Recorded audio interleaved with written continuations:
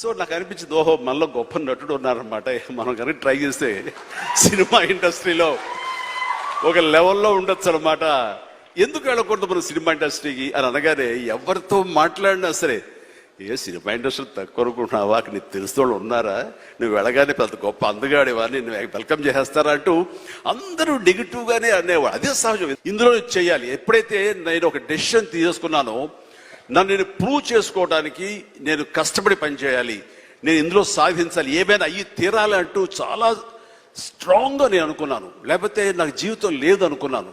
దాని the best నేను చూపించుకోవడం ఏంటి, అక్కడ ఉన్నటువంటి డైరెక్టర్స్ వీళ్ళందరి చేత వావ్ అనిపించుకోవడం ఏంటి, అందరి దృష్టి నా మీద ఉండేలాగా నేను ఎక్కువగా యాక్టివ్గా ఉన్నటువంటి ఇవన్నీ నాకు దోహదపడి సినిమాలతో సినిమా అలాగా అంచెలంచెలుగా నేను ఈ రోజున మీరు చూస్తున్న ఈ స్థాయికి నేను వచ్చాను. ఎక్కడ డౌట్ ఉండకూడదు. ఆ ప్రొఫెషన్ నీకు ఇష్టమైన ప్రొఫెషన్ అయ్యి ఉండాలి. దాని మీద నువ్వు ఇంట్రెస్ట్ పెంచుకోవాలి.